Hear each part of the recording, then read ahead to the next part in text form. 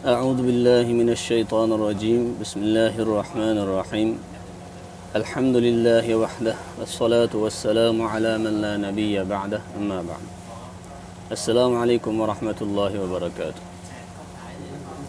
İngilizce Kur'an-ı Kerim dersteki ikinci ders. Bu dersimizde biz inşallah Sure Bakara'dan dersini başlayımız. Bir neçe ayet Allah asan kılgan muhtarda. Sure Bakara. Bismillahirrahmanirrahim. In the name of Allah, the most gracious, the most merciful. En şefkatlik, en mihriban Allah'ın namıda. Birinci ayet. Alif, Lam, Mim. These letters are one of the miracles of the Quran, and none but Allah alone knows their meanings. Alif, Lam, Mim. Bu harfler bulsa, Kur'an mucizelerinin birisidir. Ve yalnız Allah'tan başka hiç kim bulanın manisini bilmeydi. Yani bu harflerin manisini yalnız Allah'tan başka hiç kişi bilmeydi. İkinci ayet. ذَلِكَ الْكِتَابُ لَا رَيْبَ فِيهِ هُدًى لِلْمُتَّقِينَ.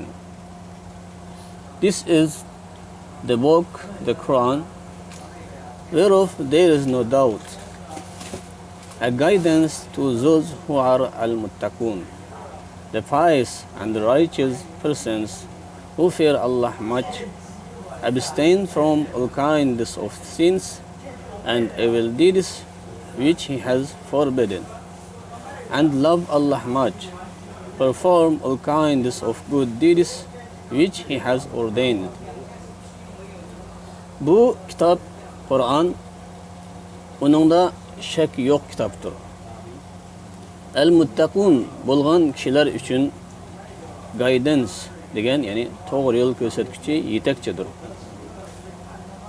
El-Muttaqun bolgan kişiler, bular kimler deganni tırnaqçı elangan, taqva ve yaxşı kişiler ki Allah'tan köp qo'rqadigan. Her türlük günahlardan ve Allah çekilgen yaman işlerden çekilindigan, özünü tatadigan, yani saklandigan. Forbidden degen ne? Bu Arap tilida haram degen ma'noda ishlatildi, yani cheklangan degan ma'noda. Ve Allah'ni nihoyatda ko'p yaxshi ko'radigan, bek yaxshi ko'radigan. Yani her türlük yaxshi amallarni qiladigan, which He has ordained, yani Allah buyurgan her türlük yaxshi amallarni qiladigan kishilar. 3. ayet. الذين يؤمنون بالغيب ويقيمون الصلاة ومما رزقناهم ينفقون. Who believe in the ghaib and perform as-salat, iqamat as-salat, and spend out of what we have provided for them, give zakat, spend on themselves, their parents, their children, their wives, and also give charity to the poor, and also in Allah's cause jihad. G'aybga ishonadigan kishilar. Yani g'ayb degan bu ingliz tilida unseen deyiladi, boshqa ingliz tafsirida shunday keltirilgan, ko'z ko'rmaydigan narsalar. Va namozni bajaradigan kishilar. Iqomat as-salat qiladigan. Yani buni arab tili bo'yicha keltirilgan ekan, tirnoqchada namozni joyida bajaradigan kishilar. Ve biz ularga ta'minlagan narsadan chiqim qiladigan kishilar. Spend out, yani chiqim qilib sarf qiladigan kishilar. Yani zakat beradigan, o'zlariga chiqim qiladigan, o'zlarining ota-onalariga chiqim qiladigan, o'zlarining bolalariga chiqim qiladigan, o'zlarining ayollariga chiqim qiladigan. Ve yana kambag'al, yani namrat kishilarga sadiqa beradigan ve Allah'ın yoluga, Allah'ın kaz degan sebep degan bo'ldi. Yani Allah'ın sebebinden pulmal chiqim qildigan, yani jihad yo'llariga pulmal chiqim qildigan kishilar. Mana bu taqvodorlar. 4. ayet.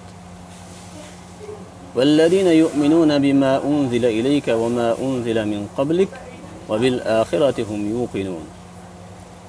And who believe in the Quran and the Sunnah which has been sent down, revealed to you, Muhammad, peace be upon him.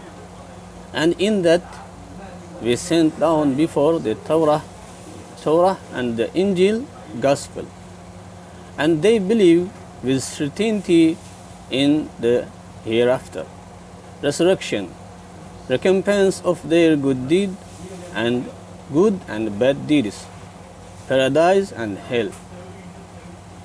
Ve Kur'an'a işini dağan, yani şu el-muttaqun takvadır buğan kişilerin sıfatı üstte kitabatımız, Kur'an'a ve sünnetke işini dağan. Has been sent down degen, yani düşürülgen, sana ilham kılangan, yoki aşkarlangan Kur'an'a ve sünnetke işini dağan. Yani sana degenden maksat kim? Muhammed sallallahu aleyhi ve sellem. Peace be upon him, onunla hatırcamlik bulsun degen manada. Ve biz çürgen neresiga işin dağan. Tavrat'ın burun ve İncil'den burun. Yani İncil ve Tavrat'ın burun. Yoki ilgiri düşürgen Tavrat ve İncil'laga işini dağan.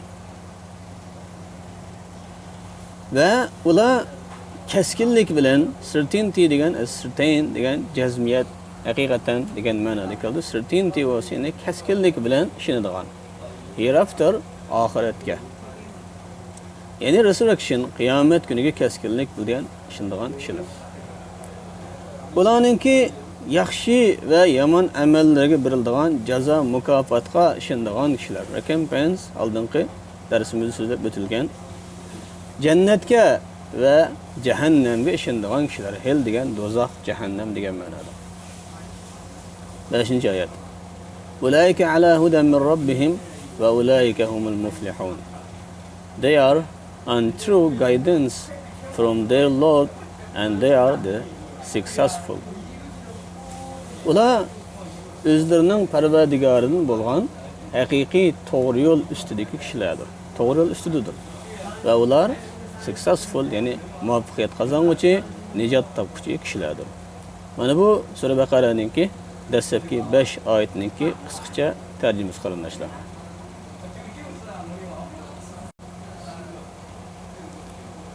Yangi so'zliklar. Miracles, mo'jizlar. Doubt, shak, gumon. Pious, taqvodor. Righteous, salih, yaxshi. Abstain, saqlanmaq. Forbidden, cheklangan. Ordain, buyurmak. Provide, ta'minlamak. Charity, sadiqa. Poor, namrat, kambag'al. Cause, sebep. Revealed, aşkarlamak. Certainty, cezmiyet. Hereafter, ahiret. Paradise, cennet. Hell, cehennem. Successful, nicat tapıcı. Bugünkü dersimiz üçüncülük bolsun. İnşallah kelerki dersimizde yine Sura Baqara'nınki ahirini davamlaştırmamız. Allah subhanahu ve taala dersimizni menfaatli qilib bersin. Allah subhanahu ve taala keyingi dersimizde sağ salomat uchrashishga nasib qilsin. Assalomu alaykum va rahmatullohi va barakatuh.